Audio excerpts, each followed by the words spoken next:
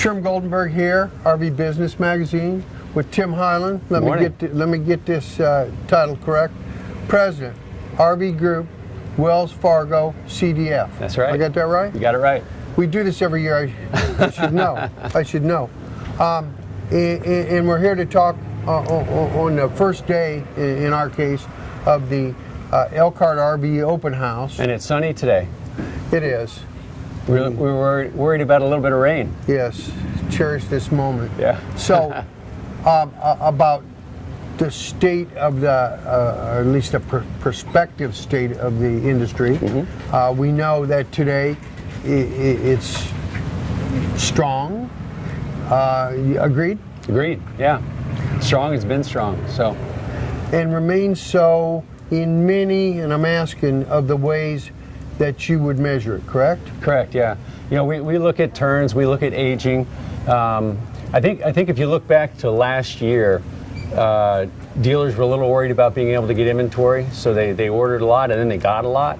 So there's been a lot of conversation this year about the levels of inventory, but what we've seen is dealers are doing a good job running that inventory through. Turns are up, or turns are down a little bit, aging maybe up slightly, but again, to be expected, because as dealers are selling through, they're maybe not ordering as much. And so the numbers are looking about what we would expect them to be.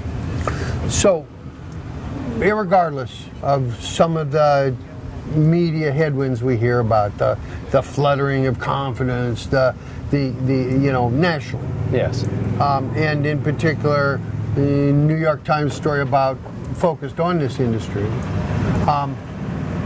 This industry, from what I'm hearing from you, is in pretty good shape. Yeah. Well, I mean, again, you got to look at things like what's going on in the economy.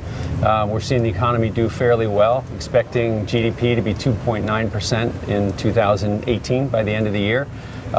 Next year, looking around 2.8%, so that's going well. Certainly, we've got to be concerned about what's going on, kind of the noise out there. Certainly, tariffs and things like that.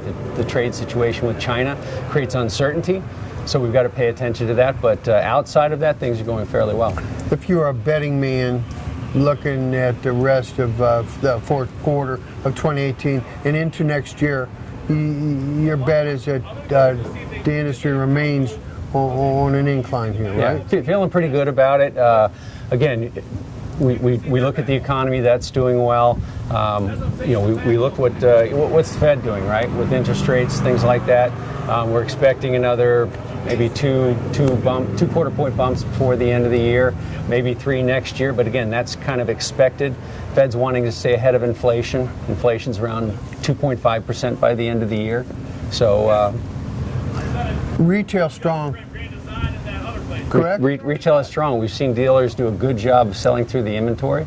The retail growth rates are looking good. And again, as we look at our book, kind of midterm aging is up slightly, but again, you'd expect that. When you look out a full year, that aging hasn't moved a lot at all. So we're looking at the dealers pushing through that inventory. They maybe haven't ordered as much as they've sold.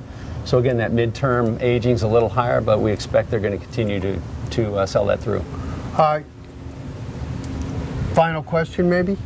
A little bit of shifting in the finance arena. Major competitor, Ally Financial, steps out. As one guy told me, airplanes in the air. Yeah. It has caused, of course, some. I want to make it positive, but certainly some urgency in filling that void, right? Yeah. Well, again, we've been lending to this industry for almost 40 years.